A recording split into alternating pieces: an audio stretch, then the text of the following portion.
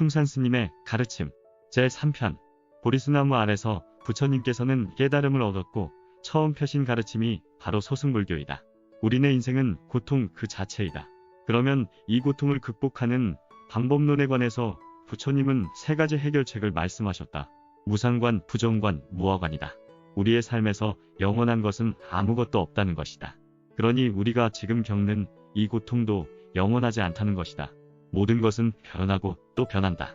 이것이야말로 우주의 기본 원리다. 우리 몸도 마찬가지다. 사람의 몸은 세포가 매일매일 교체돼 7년마다 한 번씩 완전 탈바꿈을 한다고 한다. 그러나 아무도 이를 알지 못한다. 매 시간마다 순간마다 몸이 끊임없이 변화하고 있다는 사실을 느끼지 못하는 것이다. 예를 들자면 누가 10년 전 프랑스 파리에 여행을 갔다 온 것을 얘기하면 사실은 10년 전 여행 갔던 그 육신이랑 지금 말하고 있는 육신이 다른 존재이다. 이것을 무상이라 한다. 무상이란 뜻은 영원한 것은 없다는 말입니다. 즉 변하지 않는 것은 없다라는 말입니다. 그래서 인생무상이란 말이 있지 않습니까? 이것은 우주도 마찬가지입니다. 밤하늘의 별들이 매일 위치가 바뀌듯이 우주도 매일 변화하고 있습니다. 그러나 우리 인간은 이름과 모양을 한번 머릿속에 입력해 놓으면 영원하다고 믿습니다. 이렇게 모든 것이 영원하다고 믿는 순간 괴로움이 생깁니다.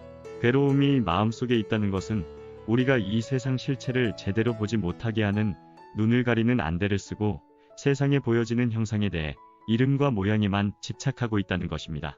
현상세계를 제대로 보고 모든 것이 변한다는 사실을 깨닫는다면 욕망과 고통을 불러일으키는 원인들은 사라질 것이다.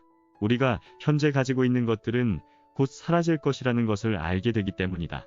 우리가 이것을 깨닫는다면 욕망과 탐욕이 빚어내는 고통은 더 이상 우리를 쥐고 흔들지는 못할 것이다.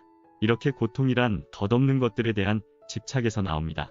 그러므로 중생들은 이 세상의 모든 것이 무상함을 깨닫고 아무것도 붙잡지 말고 진정 마음에서 다 내려놓아라 하고 부처님은 말씀하십니다.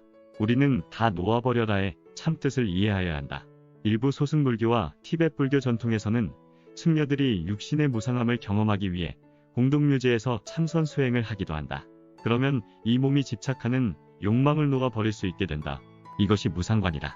즉, 이 세상에 존재하는 모든 것에 대하여 영원한 것은 없다는 뜻이기 때문입니다. 소승불교의 두 번째 통찰은 부정관이다. 모든 일체가 깨끗하지 않다고 보는 생각이다. 육체 그 자체를 더럽다고 보는 경우도 있고 마음의 욕망을 더럽다고 보는 경우도 있다. 더러움이란 무엇인가? 아무리 멋있는 남자나 멋있는 여자도 씻지 않으면 몸에서 이상한 냄새가 날 것이다. 우리가 몸을 깨끗이 씻지 않으면 냄새가 나는 것이고 우리는 이것을 더럽다고 표현을 한다. 이 말은 원래 사람 몸이 더럽다는 말이다. 이것은 깨끗하지 않다는 의미의 부정이란 뜻이다. 그러나 사실 이 더럽다는 의미도 우리 생각이 만들어낸 것이다. 생각이야말로 고통을 만들어내는 원천이다. 그래서 부처님은 고통을 만드는 더러움이란 결국 우리 마음이 만들어내는 것이라고 가르치셨다.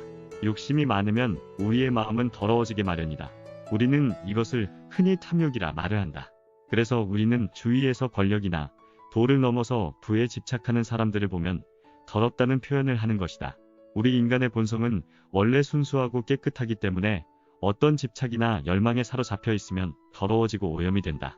하지만 수행을 열심히 하면 본인의 마음이 더럽혀지는 것을 스스로 볼 수 있어서 욕심과 탐욕을 떨쳐버릴 수가 있게 된다. 소승불교의 세 번째 통찰은 무아관이다. 내가 없다는 깨달음이다. 우리는 항상 나만을 생각한다. 우리는 대화응연 중에 나는 저게 좋아, 나는 이렇게 하고 싶어, 내 생각은 등등.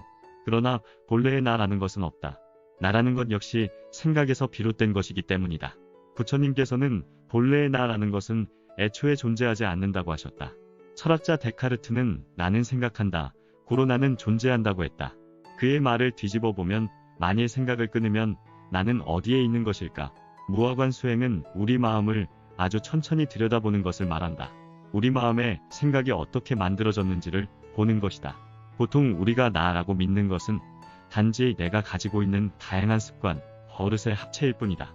나라는 것은 생각, 감정, 인식, 충동, 의식들이 끊임없이 서로 반응해서 일시적으로 모인 결과이다. 불교에서는 이것을 오온이라 한다. 5개가 뭉친 무덕이라는 것이다. 당신은 어떻게 이 세상에 나왔는가? 당신 스스로 결정한 것인가? 내 얼굴, 내 부모, 내 나라 이 모든 것은 내가 스스로 선택한 것인가? 나는 왜 사는가? 무엇을 위해 사는가? 우리는 삶에서 무엇을 원하는가? 이 같은 물음에 답을 찾고 싶다면, 이 고해와 같은 세상에 대해 알고 싶다면 참선 수행을 하라.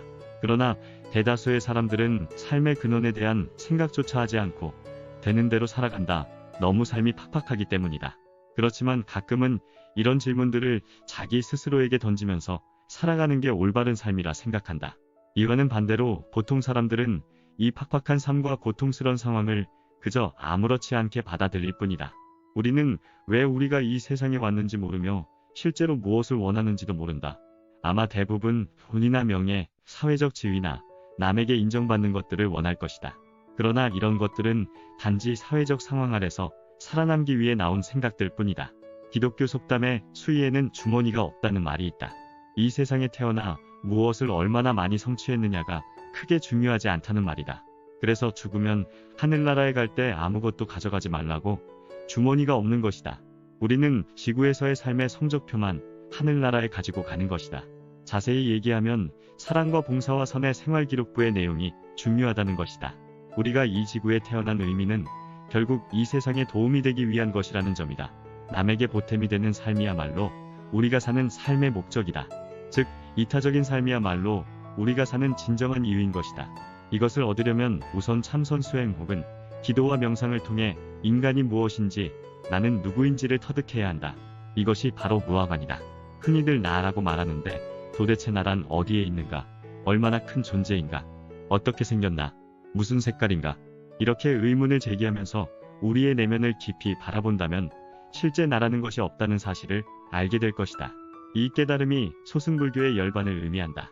완벽한 정적과 소멸의 상태이다. 바로 생각 이전의 상태인 것이다. 마음과 마음이 만드는 고통이란 것이 완벽하게 공하다는 것을 깨달으면 기쁨을 얻게 된다. 그 경지에 도달하면 오고 가는 것도 없고 삶도 죽음도 없으며 행복도 슬픔도 없다. 이것이 바로 나는 누구인가에 대한 정확한 해답이며 진리인 것이다. 오늘은 여기서 이만 줄일까 합니다. 모두들 행복하십시오. 감사합니다.